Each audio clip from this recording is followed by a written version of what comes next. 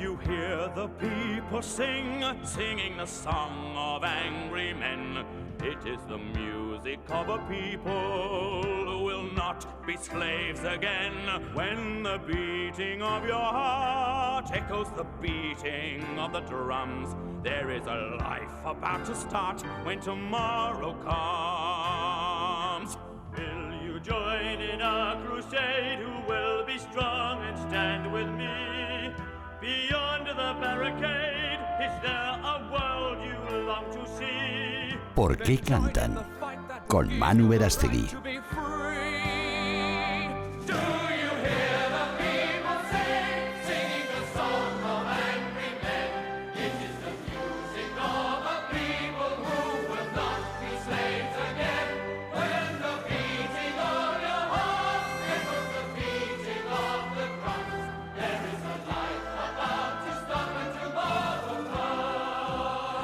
El teatro musical siempre ha utilizado la espectacularidad como uno de sus ingredientes principales. Podrían ser escenografías grandiosas o números multitudinarios con orquesta, coros y bailarines, o trucos visuales que contribuyeran a la llamada magia del teatro. Y poco a poco, escenografías y efectos especiales se fueron convirtiendo casi en protagonistas. En las décadas de los 80 y los 90, una serie de espectáculos de dimensiones colosales inundaron las carteleras y desbordaban los escenarios. En el montaje original de Cats se levantó todo el teatro para montar una inmensa escenografía de desperdicios descomunales a la medida de los gatos humanos, en un escenario redondo que giraba con las 4 primeras filas de espectadores. Pero esto se quedó pequeño comparado con la propuesta de Starlight Express, el musical sobre trenes que encarnaban actores sobre patines que se deslizaban por encima de puentes y pasarelas que recorrían todo el teatro.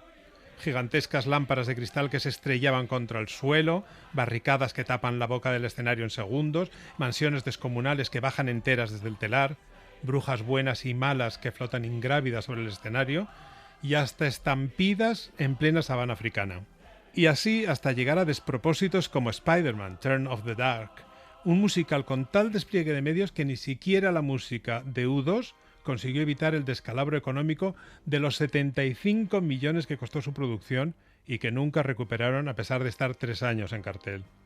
Y cuidado, no es que no nos guste la espectacularidad, ¿eh? A mí me encanta que me dejen pegado a la butaca con un buen flashazo visual y sonoro. Pero el alma del teatro musical está en la música, la letra y el libreto. Y hay grandes musicales de pequeño formato que te hacen vibrar tanto o más que el mayor de los megamusicales. Así empezamos, ¿por qué cantan? Lambeth, you've never seen. The skies ain't blue, the grass, it ain't green. It hasn't got the Mayfair touch, but, well, that don't matter very much. We play a different way, not like you, but a bit more gay. When we have a bit of fun, oh boy. Anytime you're Lambeth way, any evening, any day, you'll find us all doing the Lambeth walk.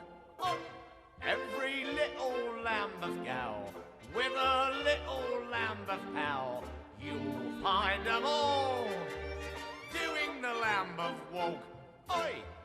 Hoy, en ¿Por qué cantan?, vamos a desmontar un tópico.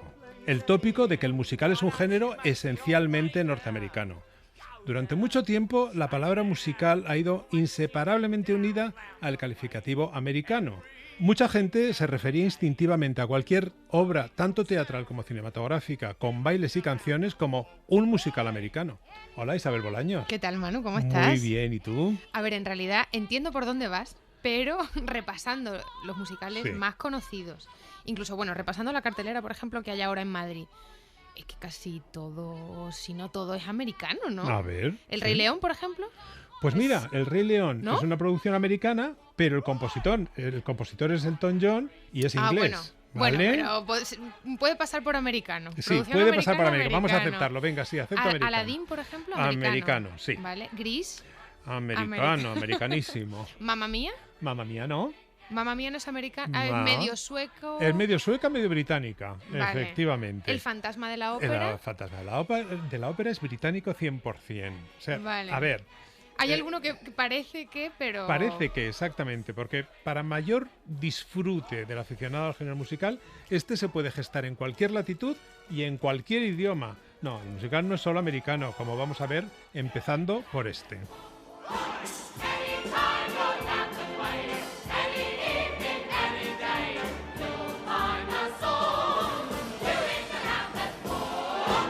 La verdad es que esto lo escuchas y suena americano. Pero no lo es. No lo es. De hecho, es un error bastante común creer que si un musical está cantado en inglés es americano. Pero los británicos tienen un musical propio con sus raíces en el music hall autóctono y con el acento cockney de los barrios populares. Si te fijas en cómo está cantada esta canción, tiene ese acentito cockney de barrio, ¿no? Este musical es Me and My Girl, de 1937. Sigue la misma tradición, por ejemplo, La mitad de seis peniques, que es un musical de 1966, y ambas tienen en común estar protagonizadas por un héroe de barrio que se enfrenta a los estirados de los barrios elegantes. O sea, super british, ¿vale? Un poquito con Billy Elliot. También, exactamente, por con ejemplo. este enfrentamiento, no diré lucha, pero este enfrentamiento de clases, ¿no? Como en Billy Elliot. It's astounding. Time is fleeting. Madness takes its toll. But listen closely, not for very much longer. I've got to keep control. I remember doing the time war, drinking those moments when the blackness would hit me and the void would be calling. Let's do the time warp again. Mucho antes de que Lloyd Webber y los Who inventaran la ópera rock, que es tan británica, ya había una gran tradición que viene desde las operetas de Gilbert y Sullivan, pasando por la sofisticada acidez de Noel Coward y las parodias como The Boyfriend de Sandy Wilson. Y no olvidemos que el Rocky Horror Show que estamos escuchando, con música de Richard O'Brien, es más británico que el té con scones. O sea, muy británico. Muy británico. Claro, al final son musicales en inglés, que es a lo que estamos más acostumbrados. Cuando pensamos en el musical, pensamos Sí. en el inglés. Eso es verdad, pero no es siempre así. Escucha esto como ejemplo. À la volonté du peuple et à la santé du progrès, remplis ton cœur d'un vin rebelle et à demain, ami fidèle. Si ton cœur bat aussi fort que le tambour dans le lointain, c'est que l'espoir existe encore pour le genre humain. Nous ferons d'une barricade le symbole d'une ère qui commence. Nous partons en croisade au cœur de la terre sainte de France. Nous sommes désormais les guerriers d'une armée qui s'avance. À la volonté du peuple et à la santé du progrès. Que te suena, ¿no? Hombre, que sí me suena. Hemos empezado escuchando este mismo tema en inglés, pero en realidad originalmente sonaba así. Claro, en francés, Los Miserables, ese novelón de Victor Hugo, que tuvieron la genial idea de convertir en musical el compositor francés Schönberg y el letrista nacionalizado francés Alain Boublil, y se estrenó en 1980 en París, en el Palacio de los Deportes, Sí. en francés, lógicamente. Claro, en francés, porque está compuesto, escrito en francés. Hasta que Cameron Mackintosh la trasladó a Londres, la tradujo al inglés y la convirtió en un fenómeno mundial. Claro, ahí se popularizó en inglés. Claro, es lógico, ¿no? Es como se ha hecho famoso, la verdad. Schönberg y Boublil son en este momento los grandes del musical francés, con obras como Miss Saigon o Martin Guerre, entre otras. Que digo yo que a los franceses igual esto les tiene que dar un poquito de rabia, ¿no? Que todos cantemos Los Miserables en inglés. Sí, sí, seguramente tiene que haber ciertos sentimientos heridos ahí, pero bueno. Hablabas de italiano. Hay musical en italiano también, imagino. Claro, por supuesto que hay musical en italiano. Vamos a oír un poquito. Aggiungi un posto a tavola che c'è un amico in più. Se sposti un po' la seggiola stai comodo anche tu. Gli amici a questo servono a stare in compagnia. Sorridi al nuovo ospite, non farlo andare via. Dividi il companatico, raddoppia la.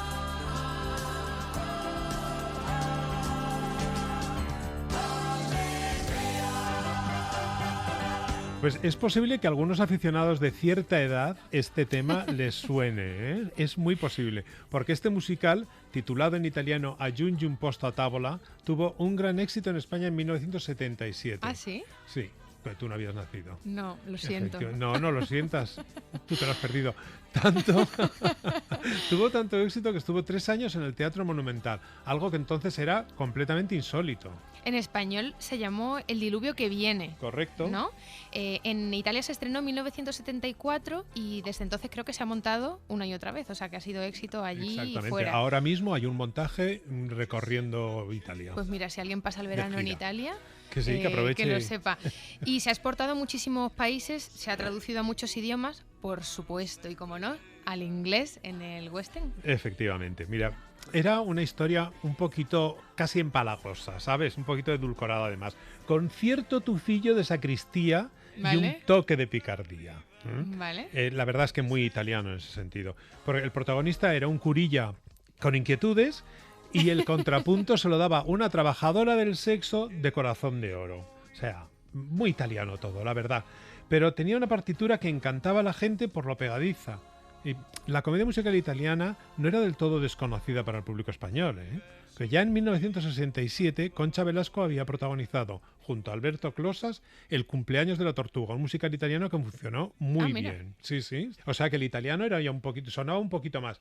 Lo que no nos suena mucho y suena raro es el musical en alemán.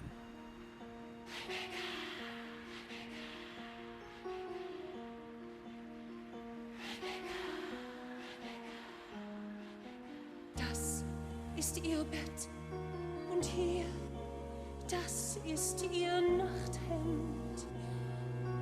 Wunderschön, sehen Sie nur, leicht wie ein Windhauch, so seidig, ein schmeichelndes Nichts. Und jede Faser atmet noch heut den Duft ihrer Haut. Auch wenn sie hier nicht mehr schläft, auch wenn sie keiner sieht, seit sie ging, singt die Brandung ihr Lied. Rebecca, wo du auch immer bist. Yo sé que es puro prejuicio, pero parece que hay idiomas que no estén hechos para cantar, ¿no? Nos suena Es- un poco raro. Es verdad, pero en todo se puede cantar como estamos demostrando, ¿eh? Esto que escuchamos es Rebeca, un musical que ha tenido una trayectoria muy curiosa en alemán. Está basado en la novela de Daphne du Maurier con música de Sylvester Levi y las letras y el libreto son del alemán Michael Kunze. Se estrenó en Viena en 2006. Que tiene su puntito curioso que os voy a contar. Este musical que está basado en una novela francesa del 38, que es más conocida por su adaptación norteamericana al cine dirigida por Hitchcock, y se ha convertido en el musical en alemán más popular debido, entre otras cosas, a un montaje espectacular, porque en escena Manderley arde entero. pero Arde literalmente. Sí, literalmente, con llamas reales. Y además tiene una leyenda de musical maldito, que eso también atrae mucho a la gente, ¿eh? Pero oye, entre maldición y maldición se ha estrenado en Japón, en Finlandia, en Corea, en el West End y en muchísimos otros lugares. ¿En Broadway también? Pues no, en Broadway no. Vaya. Y eso ha contribuido en parte a su leyenda, porque en Broadway no se llegó a estrenar por una serie de peripecias que acabaron en los juzgados con unos productores acusados de estafa. ¿Qué me dices? Lo que estás contando, se habían inventado a los inversores, no existían. Y entonces acabó la cosa muy mal. Bueno, que yo digo que esta historia da para hacer un musical directamente. Dice, ay no, que los productores ya está hecho. El musical, con su historia inquietante de una apocada segunda señora de Winter, atormentada por la perversa y aterradora señora Danvers, obsesionada con la difunta, se adapta muy bien al estilo teutón, ¿no? Al estilo Germánico. alemán. Sí, sí, yo creo que sí. Le va bien, ¿eh? El idioma a esta historia. El libretista es muy conocido, Kunze, del que has mencionado, y ya había estrenado otros musicales igualmente densos, como Elizabeth, sobre la famosa Sisi, emperatriz de Austria, Mozart, sobre ¿Mozart? efectivamente, y una joya muy híbrida que a mí me encanta, Tanz der Vampir.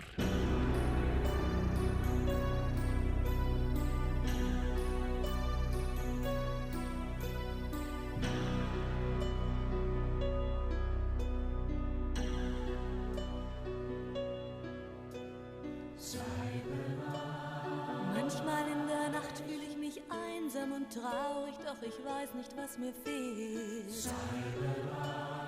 Manchmal in der Nacht habe ich fantastische Träume, aber wenn ich aufwach, quält mich die Angst.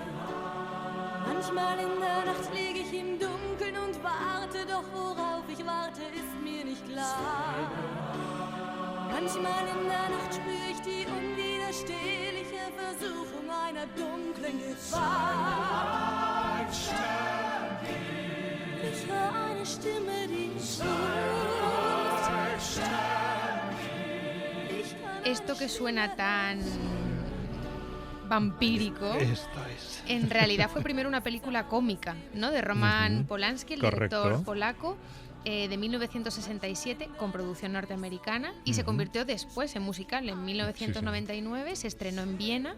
Para la música, al final recurrieron a otro compositor norteamericano, famosos por sus trabajos con Meat Loaf y Cher, entre otros, Jim Steinman. Efectivamente, por eso es posible que a algunos les suene este tema, porque cuando se propuso escribir el tema de amor oscuro para el vampiro, de pronto se dio cuenta de que había escrito uno insuperable. Se trata de Total Eclipse of the Sun, que popularizó Bonnie Tyler. Sich verlieren heißt sich befreien. Du wirst dich in mir erkennen. Was du erträumst, wird Wahrheit sein. Nichts und niemand kann uns trennen. Tauch mit mir in die Dunkelheit ein. Zwischen Abgrund und Schein verbrennen wir die Zweifel und vergessen die Zeit. Ich hülle dich ein in meinen Schatten und trag dich weit. Du bist das Wunder, das mit der Wirklichkeit versöhnt. Mein Herz ist Dynamit, das einen Funken ersehnt. Ich bin zum Leben erwacht. Die Ewigkeit beginnt heute Nacht. Die Ewigkeit beginnt. Hay musicales en todos los idiomas, va quedando claro, por lo menos Manu en el inglés, el francés, el italiano, el alemán, en español. Ya te por veo supuesto. que estás ahí metiendo el dedito en la llaga. ¿Solo los dominantes? Pues no. También en otros idiomas menos conocidos, ¿eh? Ya lo vamos a comentar y lo demostraremos. Pero antes de seguir con este repaso, voy a saludar a una auténtica estrella del musical que ha trabajado tanto en musicales españoles como en extranjeros y puede contarnos bien qué diferencias ha encontrado. Jerónimo Rauch, que es una de las estrellas más reconocidas del musical en España. ¿Cómo estás? Bueno, muchísimas gracias. Aquí estamos, seguimos dando batalla. Pues está muy bien, hay que seguir dándola. Bueno, ¿qué tal todo? ¿Estás bien? Bien, muy bien, muy bien. Bueno, ahora vacaciones y esperando la nueva temporada del Fantasma, que empezamos el 14 de agosto en Bilbao. Y después la segunda temporada el 27 de septiembre, aquí en el Albéniz. En Albéniz, con Z. En Albéniz. Muy bien. Oye, hay que decir a la gente que a Jerónimo le hemos visto, por ejemplo, en Jesucristo Superstar. Jesucristo Superstar. El Médico. El Médico, Chicago. El Fantasma, Los Miserables, Los en Puentes fin, de Madison. Lo más grande que se ha hecho en musical, ¿no? Bueno, hay muchos. Por suerte ahora hay más alternativas también, pero había una época donde toda la profesión nos competíamos. No me gusta la palabra competir porque con los colegas no se compite, pero bueno, peleábamos por un lugar en los musicales. Hoy en día hay más lugares y se agradece muchísimo. Hay que recordar que tú empezaste tu carrera como cantante de pop, quiero decir, y además en un grupo. Bueno, no exactamente. Primero tu carrera y luego fue el grupo de pop, sí, ¿no? Sí. Primero hice musicales. Yo siempre considero que el inicio de mi carrera, por más de que ya había hecho cosas, es en Los Miserables en el 2000 en Buenos Aires. Para mí esa fue mi universidad, mi escuela. Era la versión original de Los Miserables, era el equipo creativo de Londres. Y yo, ese fue mi confirmación de que había tomado el camino que necesitaba tomar, que era el de la música, el de la comedia musical. Eso fue como probarlo, ¿no? Sí. Y envenenarte, claro. Y es que es maravilloso. Este mundillo después hice Gris en Buenos Aires y después ya me presenté en un reality show y luego estuviste tiempo con esta banda, con Mambrú, sí, ¿no? Sí, que hacéis un pop suavecito. ¿no? Bueno, tenía un poquito más rockero en algunas cosas. El segundo disco es muchísimo más rockero. Y el tercero ya volvió a ser un poquito más pop. Yo me pregunto, al ver tu trayectoria, después de haber hecho esto y que ahora estés zambullido en el musical, Sí. ¿qué te aporta el musical de más? ¿O por qué te decidiste o te decantaste por el musical después de haber estado haciendo pop? Bueno, por lo pronto porque es un lenguaje que me permite dejar de ser yo. O sea, lo más maravilloso de ser actor o de ser cantante de musicales es que durante un par de horas eres otra persona. Estás contando la historia y viviendo la historia, una historia ficticia o una historia real de otra persona. Y te lleva a mí me gusta, yo soy un tipo de rutinas y a mí la rutina me lleva hasta un estado meditativo. O sea, yo hacer 8 funciones semanales, por más de que me canso mucho y que hay mucha disciplina detrás, a mí me genera entrar en un estado de trance durante la función. Por eso yo no hablo durante la función, estoy como muy metido. Y en realidad es un acto propio para sí, meditativo. Por más de que estoy gritando y matando gente en el Fantasma de la Ópera y todo, Jerónimo entra como en una pausa y está el fantasma ahí. Mientras trabajando. que como cantante... Como cantante soy eres, yo. Eres tú todo el rato el que está interpretando. Soy ¿no? yo y hace, exactamente 10 años que estoy, por ejemplo, todos los años presentando conciertos. Este año lancé ya un single y lanzo un disco todo de musicales de Frank Wildhorn, que es un autor muy, muy, muy reconocido a nivel mundial. Son todas canciones de él. Y el 21 de septiembre lo presento en Barcelona, en Molins de Reis, y el 23 de septiembre en el Teatro Fígaro, aquí en Madrid. Ah, qué bien, o sea que tenemos concierto del nuevo Tenemos disco. concierto Bien. y tomas conciencia de que tantas personas en su agenda tan complicada hoy en día eligen acompañarte en ese momento. Es para llorar, o sea, yo lloro de emoción. Se me ocurre que en otros países donde tienen una mayor tradición de musicales, existen las estrellas del musical. Sí. Estrellas que se identifican con el musical y que son cabeceras de cartel y que arrastran al público en masa a verlas, ¿no? Sí. Aquí quizá nos falta esa tradición, ¿no? Te lo pregunto a ti porque te considero una estrella del musical. Sí, lo que pasa que es verdad, es una industria muchísimo más grande. Yo cuando fui en el 2010 invitado al concierto del O2 del 25 aniversario de Los Miserables, cuando yo les contaba mi currículum me decían, entonces eres una estrella. Y yo era como, no. Soy quizá ese currante estatus más. aquí es diferente, ¿no? Somos todos trabajadores que tenemos la suerte, quizás algunos por la trayectoria de tener un mejor caché y que sí, que por el nombre no hace falta quizás tanta presentación, pero hacemos castings igual, tenemos las mismas oportunidades todos y yo agradezco a los que me siguen eligiendo a mí, a los productores, directores y directores musicales. Para hablar del musical en español, ¿crees? Bueno, yo lo sé. Supongo que simplemente vamos a hablar de ello. Falta tradición, ¿no? Falta trayectoria. Bueno, no lo sé, porque nosotros teníamos la revista, teníamos la zarzuela en España, por ejemplo. Son lenguajes que están muy cercanos. O sea, la mezcla de los dos, hablo de España y en Argentina también la revista estaba muy presente, el music hall, el cabaret, en el sentido de este tipo de espectáculos más de café-concert. Pero sí es verdad que Broadway y Londres han hecho de esto una industria muy, muy potente, un reclamo cultural, millones y millones de personas yendo a ver espectáculos a un sitio geográfico y espectáculos que se quedan durante años, décadas, como es el Fantasma de la Ópera o Los Miserables, que están van a cumplir 40 años ahora Los Miserables. Y es lo que nos falta quizás es eso, ¿no? Es algo que va a llegar. Si seguimos con esta vertiente de 14 musicales de gran formato estrenándose todos los años, o en cartel todos los años. Entonces sí creo que en algún momento va a llegar.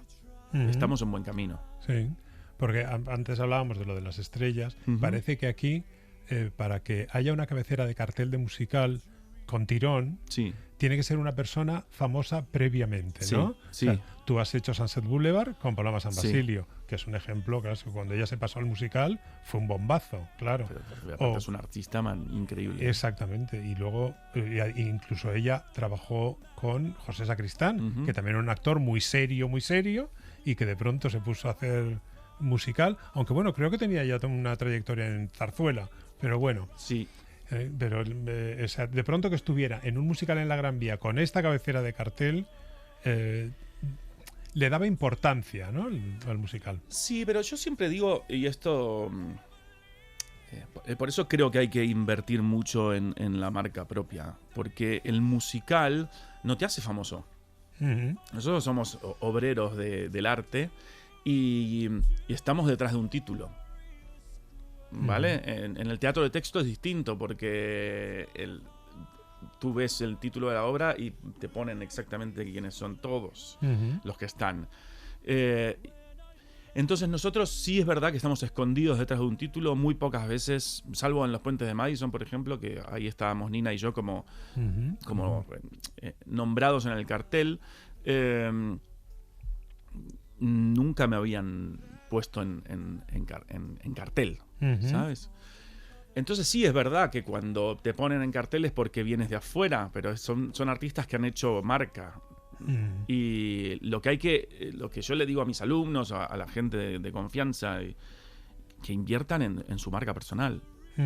Porque nosotros es verdad, hacemos 8 funciones semanales, pero la gente viene a ver el musical y luego se entera quién está. Correcto. No como te decía, en el West End y en Broadway hay cabeceras de cartel que casi son tan importantes como el musical, ¿no? Sí, bueno, hay. Hubo, ya no, ¿eh? Ya no ponen a la cabeza de cartel. Por encima, ¿no? Por encima, no, pero a la época de Sarah Brightman, por supuesto, de Michael Crawford, de... yo qué sé... no sé, pero ahora Michael Ball, toda esa época ya no es tan Sutton así. Foster, por ejemplo. Bueno, pero Sutton Foster porque es una en un millón. Bueno, hay una sí, una de vez en cuando, efectivamente. Bueno, y tú has hecho El Médico, que es un musical todo de español. Sí. Con música, libreto, dirección, producción, absolutamente todo. Salvo el libro original, que es de Noah Gordon. Exactamente, que está inspirado en un bestseller. ¿Cómo te enfrentas al trabajo de algo que... porque claro, tú has hecho... Perdón, esto lo tengo que decir. Tú has hecho El Fantasma y a Jean Valjean de Los Miserables en el West End. Sí. Y me quito el sombrero y te hago una reverencia y todo lo que haga falta. Entonces, ¿cómo...? Son personajes con los que tenías referencias, que ya estaban creados, que ya lo podías ver antes, podías atenerte más o menos a las interpretaciones anteriores, ¿no? Y en El Médico te encuentras con algo completamente original, ¿no? Sí, bueno, yo estaba en las lecturas originales, luego por Sunset Boulevard no pude empezar el proyecto desde el principio. Y cuando yo me sumo al Médico ya había un trabajo hecho y ya estaba la puesta en escena y el trabajo de Adrián Salcedo como Rob. En la historia del Médico hemos ido cambiando de Robs. Adrián fue el primero, después entré yo y sí es verdad que gracias a Dios lo bueno de trabajar en una producción que está en creación es que puedes poner mucho más de ti, que es lo que me pasa hoy en día en El Fantasma. Al ser una producción nueva, una creación nueva, dirección artística nueva, seguimos en un proceso creativo de creación del personaje. Porque en la original, en la que tú has estado también, tienes que atenerte rígidamente a la dirección original, como se montó. Sí y no. Por ejemplo, en el Fantasma, yo tenía que llegar a lo que Harold Prince decía, las fotos, que son momentos particulares de la partitura donde en ese momento tú tienes que llegar ahí. El cómo es tu trabajo. Yeah. Entonces ahí estaba la libertad, ¿sabes? ¿Cómo justifico yo y cómo llego y le pongo el brazo a Christine aquí y clac? Ahí sale la foto. Entonces sí había una estructura, sí había quizás la cosa más prestidigitador y de hipnotizador que tenía la producción original, pero había que respetar las fotos. Eso es lo más importante. En este caso y en el caso de Rob, en el médico, al tener a los creativos tan cerca, claro, la propuesta es, bueno, ¿por qué no probamos esto? No estoy tan cómodo con esto, ¿por qué no corregimos esto? Entonces sigue siendo un trabajo, un proceso de trabajo que está bueno. Tú has trabajado en Argentina, claro, Sí. has trabajado en España, has trabajado en Gran Bretaña, Sí. no sé si en algún sitio más. No, por ahora Ya no. no es poca cosa, Bueno, en México también, pero México, a vale. nivel discográfico. ¿Dónde te has sentido más cómodo? Así en general. No, yo elijo vivir aquí, morir aquí y todo. O sea, para mí España es un país maravilloso que me ha brindado miles de oportunidades y que mi objetivo es ayudar a dar oportunidades a otras personas. Ese es el camino que... Pero esperemos que tengas trabajos musicales el resto de tu vida. Sí, pero también quiero generar musicales, ¿no? Y quiero producir, y quiero acompañar, dirigir. Voy a divagar un poquito. Sí. Yo he escuchado una versión tuya de Te quiero, Sí. que me ha puesto los pelos de punta. Qué guay. Y que de hecho, escuchándola, la veía como un solo en un escenario. ¿Sabes? Y yo tengo una monomanía, que es que se haga de una vez un musical con música de Algueró. Y al oír esta canción dije, pero si es que está aquí, alguien debería de hacer este musical con música de Algueró, ¿no? Te quiero, vida mía, te quiero noche y día, no he querido nunca. Como una vía más, que ya se han intentado muchas, la verdad, de hacer un musical español. Yo creo que estamos a punto de generar el musical, el Mamma Mía de España. Porque deberíamos de celebrar la cultura española a través de un gran musical. Pero estamos ahí como intentándolo y sin acabar de rematar, ¿eh? Bueno, yo creo que el problema es el guión. Se están escribiendo guiones para que entren las canciones en el guión en vez de escribir un guión y luego buscar las canciones. El ejemplo de Mamma Mía es maravilloso porque tenés una banda con las canciones más exitosas de la historia, ¿vale? Pero tenés un guión maravilloso, y ahí está la respuesta. Esto funciona porque el guión es fantástico. Y la música se celebra cada vez que aparece, pero el guión es maravilloso. Pues nada, esperemos que esto siga para adelante y acabemos teniendo un musical español, o en español, con todas las de la ley, que se exporte y que además nosotros mismos acojamos como una parte de nuestra cultura. Sí, aparte no nos olvidemos que el idioma español es creo que el segundo más hablado en el mundo hoy en día. Entonces tenemos que aprovechar para generar que nuestro idioma vuele mucho más alto todavía. Eso me hace pensar un poquito en el musical en chino, pero bueno. Bueno, pero en chino que lo hagan los chinos. Llegaría muy lejos también. Sí, eso seguro. Bueno, Jerónimo, muchísimas gracias. Ha sido un placer hablar contigo. Por favor, Te deseo que todo siga yendo de maravilla y que te sigamos viendo en los escenarios. Pues seguro que sí. Por lo pronto, el 21 de septiembre en Molins de Rey, en Barcelona, y el 23 aquí en el Teatro Figaro. Perfecto. Muchísimas gracias. Muchas gracias.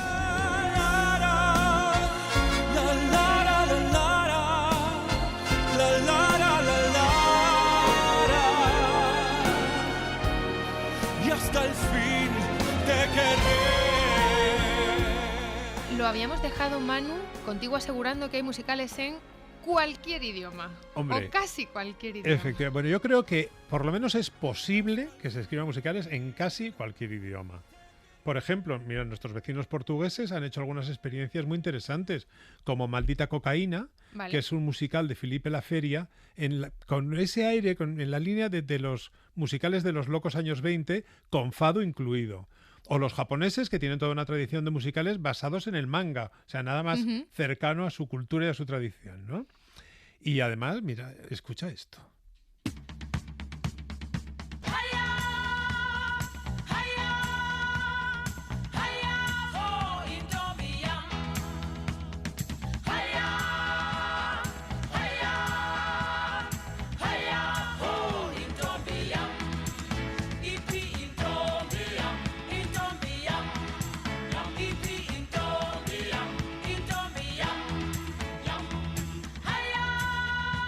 Pues no es el Rey León, No. pero podría considerarse un africano. precedente, ¿no? En este sentido. La canción que estamos escuchando pertenece a Ipi Tombi, que se traduciría como ¿Dónde está la chica? Un musical escrito en lengua zulú. ¿En Zulu? Sí, Sí, es ¿qué un te musical parece? sudafricano, ¿no? Que escribieron en 1974 las sudafricanas Berta Egnos y su hija, Sí. Gail Laker, y trata de un joven guerrero africano que abandona su poblado para irse a la ciudad, a las minas de Johannesburgo, a trabajar, y fue muy exitoso en su momento, se estrenó de hecho en Londres y en Nueva York. Luego ha sido criticada porque se decía que daba una imagen falsa, ¿no?, de la situación en Sudáfrica.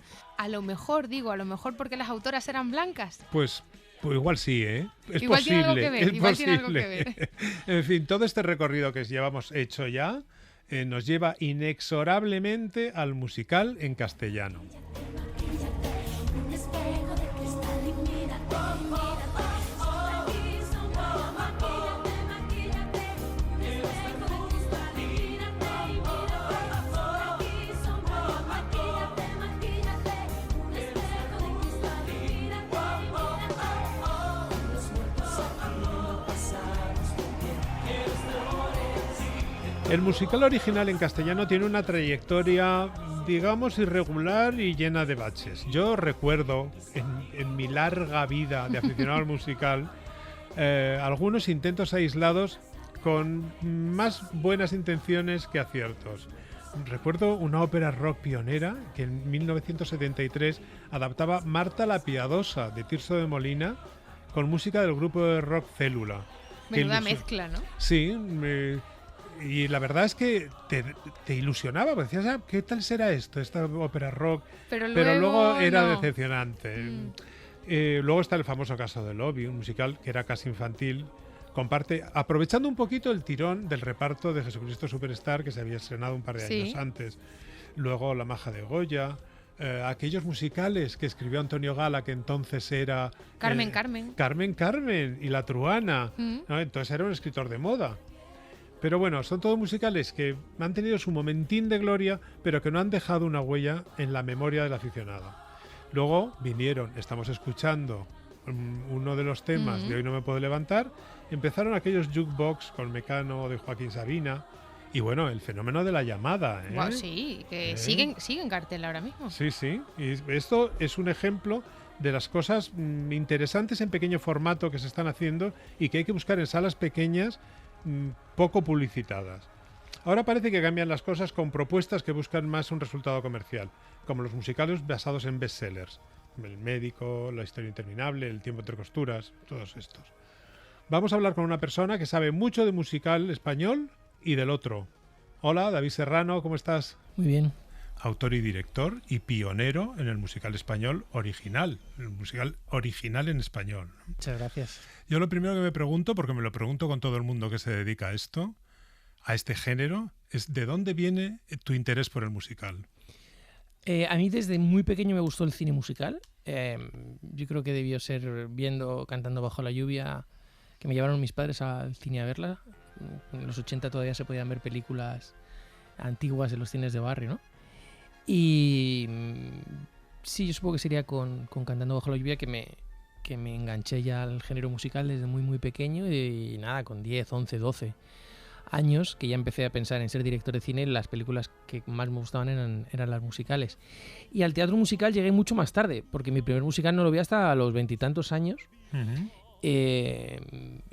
Claro, primero no había en España, no se hacían prácticamente, y segundo que tampoco me interesaba mucho, ¿no? Y vi Rent, que le hicieron aquí al lado, en el Teatro Coliseum. Fue el primer musical que vi. Ya en un viaje que hice después a Nueva York empecé a ver algún musical más, y poco a poco me fui aficionando hasta que me llamaron para hacer Hoy no me puedo levantar, porque había escrito El otro lado de la cama, la película. Sí. Y ahí empecé a ver musicales y descubrí que era lo que más me gustaba en el mundo.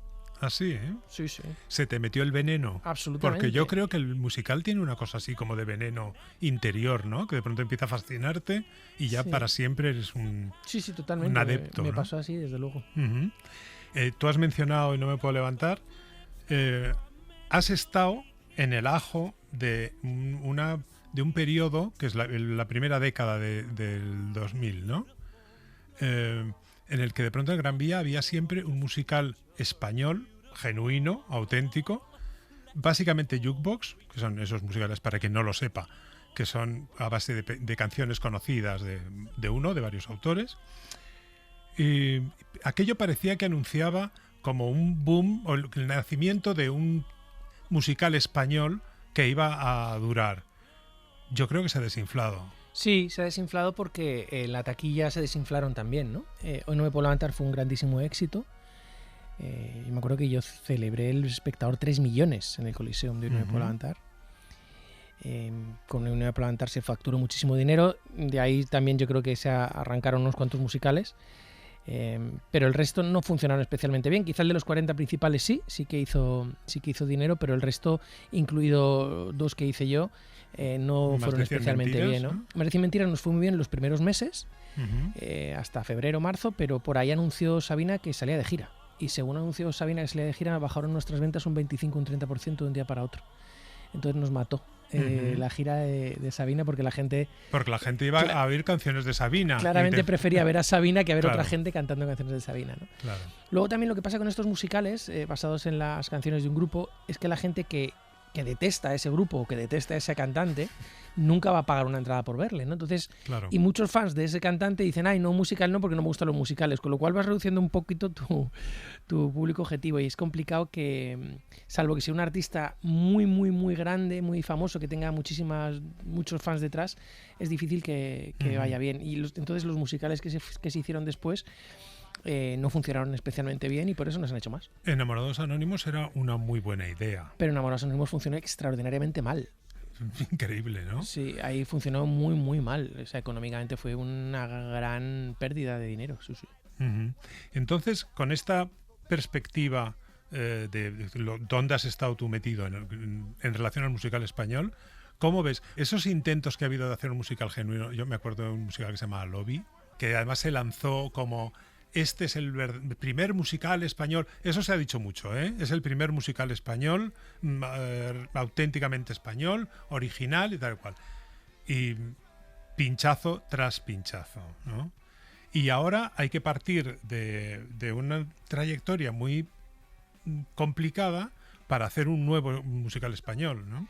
El problema del musical grande, en formato grande, porque en formato pequeño sí se hacen bastantes musicales, es que son inversiones inmensas de dinero. Inversiones que además no van respaldadas detrás con una subvención, como pueden ser el cine o puede ser, no sé, las obras incluso de teatro de texto que sí tienen ayuda, ¿no? Del Estado y de la Comunidad de Madrid también. Entonces los musicales, al ir casi a pelo, además requiere que el productor se arriesgue mucho.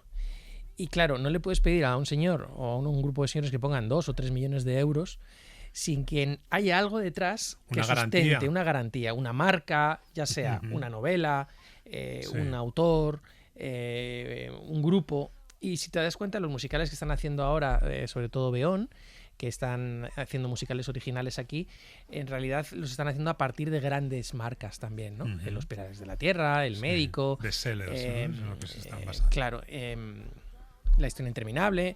Entonces necesitas algo detrás que empuje de alguna manera al público a la sala, porque la gente dice, es que no, la gran asignatura pendiente del musical español es hacer un musical original grande, pero eso va a ser muy difícil que ocurra, porque a ver quién invierte, y ahora mismo hay muchos musicales que están perdiendo muchísimo dinero en Madrid. Este año ha sido especialmente duro en Madrid. Y a eso pesar no anima... de que nos parece, o sea, que se nos cuenta que Madrid es la tercera capital del mundo en musicales. A nivel de producción seguramente sí, en cuanto al número de producciones. Otra cosa es las entradas que estamos vendiendo y a qué precio estamos vendiendo las entradas, ¿no? Luego aparte está pasando un fenómeno curiosísimo. Madrid está siendo invadida por turistas extranjeros. Eso está haciendo que los precios de los hoteles hayan disparado y que el turismo nacional que venía los fines de semana a ver musicales en Madrid, que venía mucha gente de provincias a ver aquí un musical, esté dejando de venir porque el precio de los restaurantes y de los hoteles en Madrid es tan alto que dicen, mira, es que no puedo gastarme esta cantidad de dinero que antes sí me podía gastar porque me salía por la mitad. Y lo que está pasando también es que las giras en cambio están yendo un poquito mejor. Porque la gente ya va a ver lo que se les lleva a su ciudad, ¿no? Entonces estamos viendo una situación bastante compleja. Y David, ¿un musical de pequeño formato? Hay musicales pequeños que son una maravilla. No, claro, por ejemplo, Joan Miquel Pérez, que es nuestro director musical de Book of Mormon, que también hemos hecho con El Gris y trabajamos mucho en SOM. Él es autor de 2 musicales de pequeño formato maravillosos, Pegados, que además lo ha vendido en todo el mundo, sí. Y Mierda Artista, que a mí todavía me gusta más. Y bueno, luego tenemos La Llamada, el fenómeno de La Llamada de los Javis, que no llegaba a ser un musical porque solo había 3 o 4 canciones, pero sí tenía una pincelada musical, bueno, y fíjate si fue un éxito, ¿no? Sí, sí. Esto me hace pensar en que a veces confundimos un musical con una comedia con canciones, ¿no? Con una función que es más de texto a la que se le meten 4 o 5 canciones. Exacto. Yo tiendo a no considerar que eso es un musical, la verdad. Yo tampoco, pero yo creo que La Llamada sí que tiene un punto en el que está a medio camino, porque sí que tiene alguna canción extradigética, sobre todo al final, y La Llamada, si no llega a ser un musical, casi se podría considerar un musical, desde luego, y lo que está claro es que fue un súper éxito, vamos.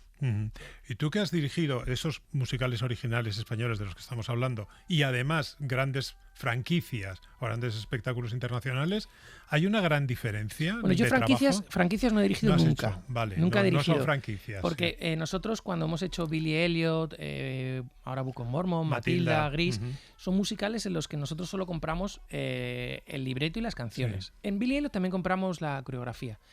Y en Matilda compramos los columpios y había que pagar aparte por usar los columpios. Ajá. Es decir, nosotros compramos solo el libreto y si tú quieres usar su puesta en escena, su escenografía, su vestuario, tienes que pagar aparte. De hecho, cuando no les compras ese resto de cosas, ellos están encima, los ingleses y los americanos, para que no hagas nada parecido a lo ni suyo. Parecidos. Entonces nosotros tenemos que partir de cero y por eso es bonito trabajar. Y lo que compras, además, tiene que ser clavadito. ¿Al libreto te refieres? No, o por ejemplo a una coreografía. Sí, si compras la coreografía tienes que hacer exactamente la coreografía. Una vez si compras la coreografía o compras la escenografía, tiene que ser igual, ¿no? Pero esos son los musicales, sobre todo los que hace Stage, que tanto El Rey León como Aladdin son iguales que como se hacen en Inglaterra o en Estados Unidos, y vienen los directores de fuera a dirigirlos aquí, ¿no? Nosotros no, todo lo que hemos hecho es puesta en escena nuevo, salvo Chicago. Chicago sí irá también, si vinieron los americanos a hacerlo, pero los míos siempre han sido de creación, digamos. ¿Eso te obliga a un método de trabajo diferente con unos y con otros? A ver, eso lo que te da es una maravilla, una ventaja increíble, que es que he tenido la suerte de trabajar con los mejores libretos de la historia del teatro musical. O sea, es que hacer Book of Mormon es un lujo, es un placer. O sea, eso es una obra maestra, igual que Billy Elliot o igual que Matilda. O sea, he tenido la fortuna de trabajar con 3 de los mejores textos de la historia. Este año voy a dirigir un tranvía llamado Deseo. Y claro, también estoy ahora preparando un tranvía y no es un hándicap, es que es una maravilla. Yo ahora estoy traduciendo la función y digo, qué suerte tengo de poder trabajar con este material, que yo desgraciadamente como autor, como dramaturgo, no tengo el talento suficiente como para llegar a ese sitio o al que llegaron los autores de Billy Elliot o al de Book of Mormon. Es que son libretos súper contrastados que de verdad que son obras maestras. Con todo esto que nos has contado, ¿cómo ves el futuro del musical en España y en español? Yo veo muy raro que haya un musical 100% original, con un texto original y música original, que parta de cero y que vaya a un gran teatro. Eso lo veo que va a ser muy complicado. Que no está a la vista de momento. Yo creo que no. O sea, será a partir de una novela, será a partir de una película, y luego creo que tiene que bajar de alguna manera la producción. Es absurdo que Madrid tenga 20 musicales en cartel. No tenemos público suficiente. Y que la gente sepa que cuando pagas 10 o 15 euros más o 20 euros más, al final te suele merecer la pena. Claro. Igual que si tú compras un jamón que vale 40, es mejor que el que vale 20. Y cuando compras un musical que la entrada es un poco más cara que el otro, generalmente es porque detrás una productora que está invirtiendo mucho más en que el producto sea digno y de calidad. Correcto. Para despedirnos ya, ¿tú tienes un musical así como que una fantasía que te gustaría hacer? Spamalot me encantaría también, es muy gracioso, me gustaría mucho. Y hay algunos que me apetece mucho hacer, sí. ¿Y un invento tuyo? ¿Un musical original en español? Me encantaría. ¿No tienes alguna idea por ahí loca? No, empecé con Joan Miquel Pérez a escribir uno, pero nos dimos cuenta que no lo iban a producir y lo dejamos a medias la escritura. Y bueno, yo hace 2 años estrené Voy a pasármelo bien, una película musical con canciones de Hombres G. Y a mí me encantaría, ya sea a partir de las canciones de un grupo, de un autor o por supuesto una historia 100% original, que sería lo mejor. Y lo que sí que no descarto para nada es en los próximos años hacer uno de pequeño o mediano formato, original. Bueno, esperemos verlo dentro de poco. Ojalá. Venga, muchísimas gracias, David. Muchas gracias, ha sido un placer hablar contigo. Igualmente.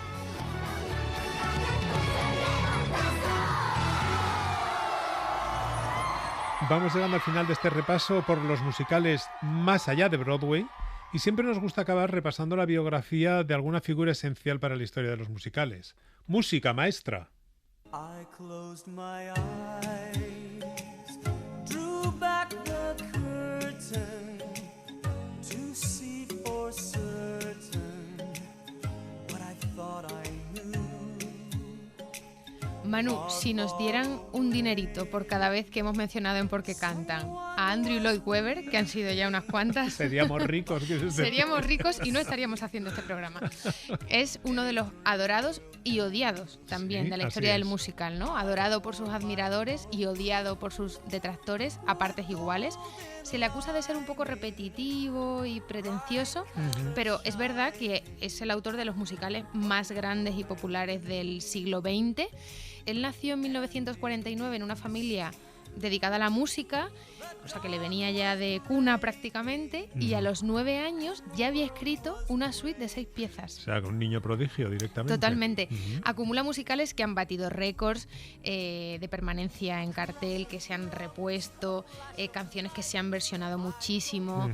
Entre sus obras más conocidas, por ejemplo, está Evita, Jesus Christ Jesucristo Superstar, sí. El fantasma de la ópera, Cats, Sunset Boulevard, Starlight Express. School of Rock. Eso es. Y de todas han salido estándares del pop como Memory, No llores por mi Argentina. Ahora mismo escuchamos Any Dream Will Do, que esto en español se llamó José y el asombroso abrigo de sueños en Technicolor. Efectivamente, Joseph and the Amazing Technicolor Dreamcoat. Sí, Así una obra es. del 67, ¿no? Que la escribió cuando él tenía Con solo 19 años, Sí, efectivamente. muy fuerte. Y además es que es la primera colaboración con el que fue su amigo Tim Rice y con el que más comedias musicales, más musicales ha escrito. Que tenía solo 3 años más, o sea que... Vaya parejita. Vaya parejita de ejemplares.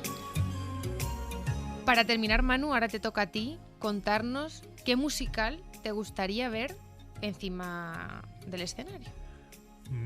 Sí, pero aquí, de nuestros escenarios. De nuestro escenario. Hecho aquí. Sí. Este.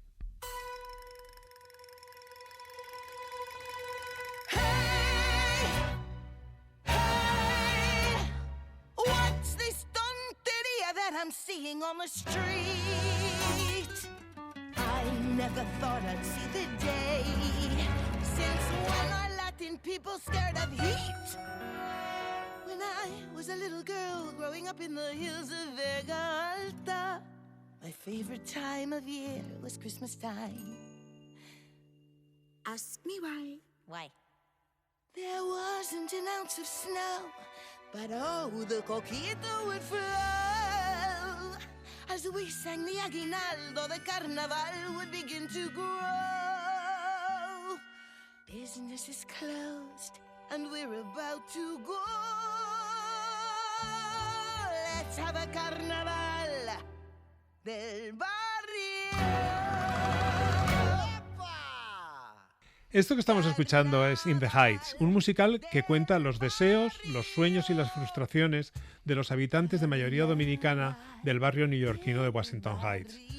Escrita en un perfecto Spanglish y mezclando ritmos latinos como la salsa con el rap, fue el primer éxito de Lin-Manuel Miranda antes de pegar el pelotazo con Hamilton. Pues sería un gran musical hecho aquí, la verdad. Efectivamente, yo creo que pegaría mucho con nuestro público. Carnaval de barrio. Y hasta aquí hemos llegado hoy. Muchas gracias, Isa. Hasta prontito. Hasta pronto, Manu. Chao.